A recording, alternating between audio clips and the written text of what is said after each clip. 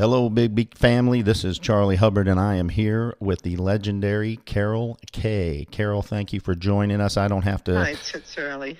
We don't have to tell people who you are, but let me just refresh the audience for a minute. Carol is influenced and played on jazz, bebop, samba, on albums from everybody from Sam Cooke to Sinatra, and such influential albums as the Beach Boys' Pet Sounds. She is on over 10,000 recordings, a legendary session musician. Carol, I don't know how you go anywhere these days and not hear yourself playing over the I over the know. speakers, It's huh? embarrassing sometimes, yeah. Did you know that Apple Music has a Carol Kaye, the Session Musicians playlist out there? Oh, really? Well, I don't think that they probably got a lot of it, though. See, it was 10,000 calls, but you're doing anywhere from one to three tunes, and a lot of film score things, and the TV shows and like that too. So it's a lot of mishmash, you know. But when we first recorded, it was kind of fun because it was simple music, and we could hear what was needed to make the music sound great in back of a singer, and that's what happened. You know, they'd use us because we played easily, and the technique was there, and the experience and all that stuff. So that's what happened with it all. Now you began, Carol, as a lead guitarist, right? And then Oh something yeah, happened. I Why don't was you a tell us about bebopper that? for days, you know, on the gigs and all that. Down in South LA, they have so many jazz clubs. A lot of people don't know this because the history was in the 50s and late 50s. They had a lot of clubs, and everybody down there was working, so it was a very good neighborhood everywhere, all over town. Los Angeles is spread out.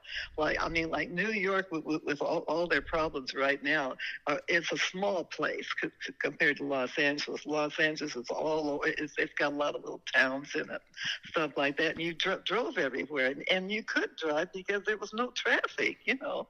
And you had iron cars back then. I mean, if you got in an accident, you didn't even know it, you know.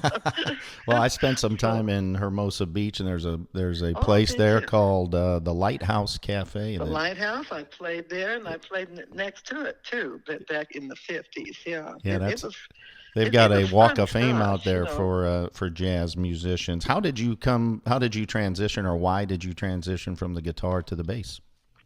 Well, it was accidental because the fellow that was putting on he produced the Sam Cooke dates. You know, he heard me playing a jazz club, and he said, "Well, I need you to play some fills on guitar." I said, "Well, I don't know. You know, I didn't want to do studio work, but it paid so well, and it was fun. It was nice, and Sam Cooke could sing. You know, so I thought, Hmm. well, it might work out. You know, I was working a day job as well to playing jazz gigs at night, you know, because you can't afford to just play nighttime. It didn't pay that much for a family. You know, I had a family to take care of.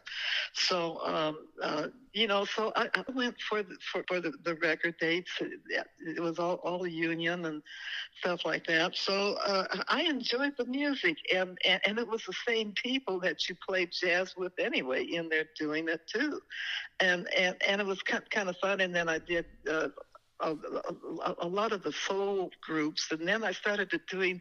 I even did a date with Bing Crosby and a lot of other singers like that too in the late 50s, and about 3 or 4 years in, I could tell. You're getting on these rock dates, and the horns are there, and I mean the rhythm section is there, but they had three bass players. They had the string bass, and they had a Fender bass, and then the Dano, which is like a bass, but it's really like a guitar. So you have three basses going dum-de-dum. And I thought, you know, there should be some better lines on the bottom than that. You know, in jazz, the bass goes bam boom, bam boom, bam boom, bam boom, and you're setting the platform for the jazz. You know, the bass is so important, and I kept hearing that, and then all of a sudden, somebody didn't show up on bass, and they had me play somebody's bass. I thought, you know, this is only four strings, and if I play bass and I don't have to carry in 6 or 7 guitars and ukulele and mandolin and all that kind of stuff. So I said, okay, I'm going to aim for bass. And it turned out to be a hit. Don't ask me what it was. But anyway, so they started calling me in. But by 1964, I was first called. And I thought, you know something, I could take care of my family just fine this way. Wow. You know, so that's what happened, really. That is great. I appreciate you sharing that story. One of the It was kind of funny in a way, because when they heard me play, and I would invent lines instead of going dum de dum, I go dum do do do do do do do do do do do do ba ba ba ba do do do, you know, that kind of stuff, you know, funky and fun stuff, and they didn't need 3 basses anymore. Yeah, that's great. They've got you all 3 wrapped up in one person. I think I've heard you in other interviews that I've studied over the years that one of a good example. Sometimes, and I'm a mess sometimes. Oh, that's all right. But what a good example of one of those lines is "The Beat Goes On" with Sonny and Cher. You kind of changed that whole song and got it swinging a little bit, huh? You know, Sonny was great in the booth. He knew how to produce very well. He's a nice guy to work for. He really was. Can't sing through his nose. He's terrible at singing. And he himself would say that too. He came in with a song. It's just one chord, you know, and he goes la di da di da, la di da di da, da da da da da da da da.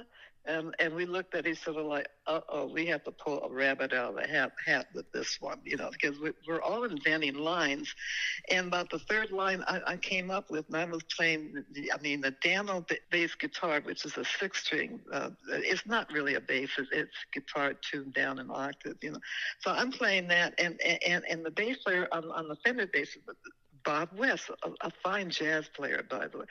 And I start doing this bum bum bum ba da ba ba doo da, and all of a sudden it came together, and he says, "Yeah, hey, Bobby, use Carol's line," and all of a sudden it just came together like crazy. It didn't matter if he's singing or not, you know, and it just worked. And I was playing bass by that time anyway, but I didn't realize how important that bass line is to the top end. You know, I knew it was important for the kind of line to play, but not to the top end like that, because he couldn't sing. He'd admitted himself he couldn't sing. But even on a weak song, that bass line had to be strong, and that's what happened. You know, actually, I'm not trying to blow my own horn, but it just woke me up to how important the bass line was to that music back then in the 60s. Well, I think you have mentioned that jazz teaches invention, and you leaned on your jazz experience then to create, huh? Well, you do, because you know what's missing. It doesn't matter the style of music. You got 3 parts of the music. Dave Axelrod said that too. There's a top end and a middle end and a bottom. You know, you got to have all 3 happening, and to make a hit record. And you know immediately you got to grab the audience in the first part of a record making thing. You got to have a good hook line to start with. You got to have something interesting. So that's what happened, and I was doing dates where I was trying to do that on guitar because something's missing in this whole thing. But you know that because when you get on the stage playing bebop jazz, you don't know what tune you're even going to play. Everything's new. It's never rehearsed or anything. Somebody will go ba da ba da dee ba ba ba, and you're right there then on the second chord. You know what he's doing.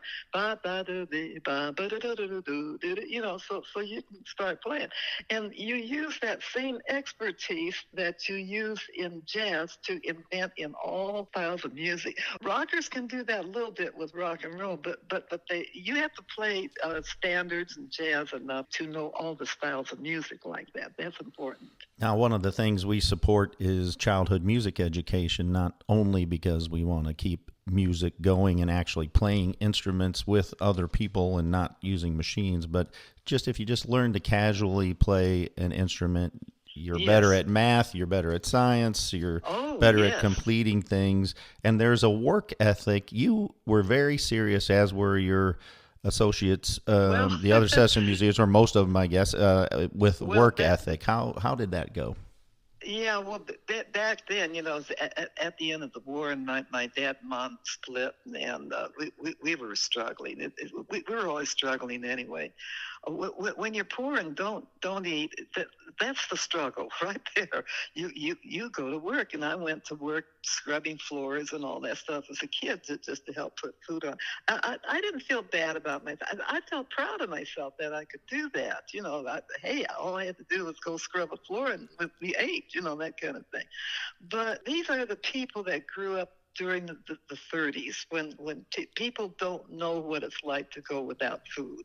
If you've ever been hungry and can't eat, then you know how to work hard, because you're going to make sure that never happens again. And so with my kids, I just wanted my kids to have more than what I had when I was a kid, But I made them work hard too when they were in their teens. I made them get a job and all that stuff, so they know the power that they have inside of themselves. That's what's important in kids. Not to keep giving them things and spoiling them and giving things, but make them work for it, and then they know how good they are, what they can do. That's the most important thing in a kid. And music helps with that. Now, it's been proven by the school boards, because I've talked to many a school board person, that they would run the IQ test, and IQ absolutely rises when they teach music in schools. And why they don't teach more music to early on. And when I went first grade and second grade, they had tambourines and they have all kinds of musical toys. You could play a tambourine or the other kind of little instruments like that, and it was fun music, and that's what got the kids going. If you get the kids to play music together, it calms them down. They're not going to want to fight each other, that kind of thing. Yeah, you described an environment when you were doing this that just like everybody sits around with a cell phone today. Then it wasn't a rare sight to see everybody sitting around with an instrument. With an instrument, exactly. Well, we couldn't afford saxophones and trumpets and all that stuff, but tambourines and congas and those instruments. I mean, the percussion instruments were fun to play with, and we had teachers that were into it too. So it really worked well, and it made the kids happy, and they were sharp to play together. And once kids start to play together, they're not going to want to fight each other. See, that's a purpose too. And I didn't realize that as a kid, but I'm old now. I'm an old lady, And when you look back and you see what happened during your life, and you see the reason why it worked out. So it's important to start music early, because it's a way of getting the kids to liking each other. You're not going to fight and beat up or carry a gun to school and all that kind of stuff then. That's right. I appreciate that. And you have a really good perspective on that, because you also teach, or you did teach, right? Yes. Yes, but I don't teach kids. I've never taught kids. I taught the pros, they wanted to invent bass lines. I showed them how to invent on bass. And then I got that back. When I first taught, I taught 1949, when I first played jazz guitar gigs too. I mean, I was 14 years old, but I was already old because I had been working a lot, So I went out to work, and I also helped my teacher teach. He happened to be the finest West Coast teacher out here, and I just accidentally started working for him after school, and so he taught me a little guitar, and within a few months, then I was out there playing jazz gigs. That kind of stuff. It wasn't the bop jazz like later on, but it was good jazz anyway. And I was teaching then, and accidentally got into. I got married, and then I went on the road with my husband with a big band. He didn't get me the gig. I got my own gig, because I could sight read and all that stuff too. and play the solos. And I had done big band work anyway in Long Beach, where I lived by that time. And so I met Al in Phoenix, and we got married and all that stuff, and then went on the road with the big band too. So, and after that, when I had my second child with him, then too we split up because I'm a non-drinker. I don't drink. I don't smoke cigarettes. I don't do drugs. I don't take pills. All that kind of stuff. And he sadly drank. You know, most men back then did, and you just lived with it. That's the way it was. But with him, it was he died younger too from drinking. You know, sad. That's a shame. So anyway, there I was with two kids and my mom to take care of. I had to work days and nights, and I was playing bebop and having fun.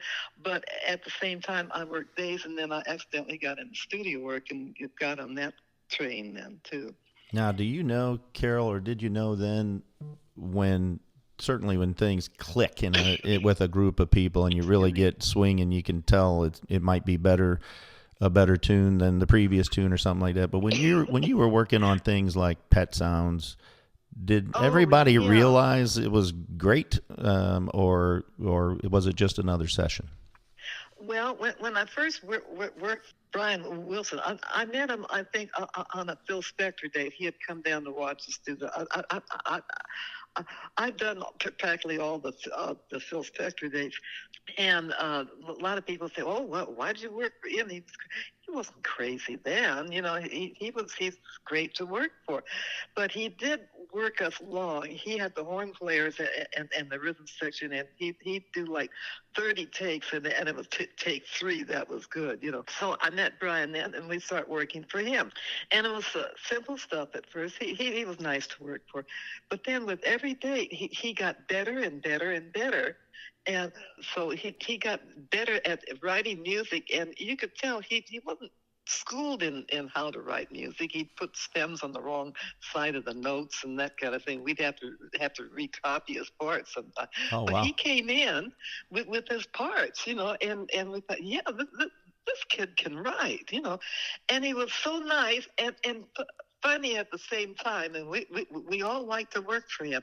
And about that time that I started to work for Quincy Jones too, you know, I was doing some record dates on guitar first, and then it was bass with Quincy Jones, and he hired me for his movies, you know. And between Quincy Jones and Brian Wilson, the music was beautiful. Well, it was great to work for them both, you know. And of course, I worked for everybody else. You never knew what you were going to get. You were going to get a Beach Boy date in the afternoon, and then Ray Charles at nighttime, and then a film score in the morning or something. You know, you did the TV films too. And I wasn't scared to do that because I could sight read and like that. But it's an art, though, to really do. You're working with the click track, and the click track isn't to keep the band together. It's worth the film. It's on the film itself. The track is because if you can't play together in the movies after about 30 years of playing in big bands, and you don't belong there, you know, because it's a high-tech job. You only get one take sometimes, you know, films too. And if you make a mistake, goodbye.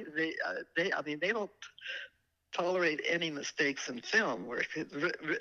Record dates, yeah, they can roll another tape, but not in movies or TV. That's very exacting there. Now, we didn't mention that yet, but our listening audience certainly knows it. But you have played on numerous TV themes, including Mission Impossible, I think, and Kojak and Mannix and those kinds of things. Huh? One of my first ones was Mission Impossible. Yeah, it was kind of fun, you know.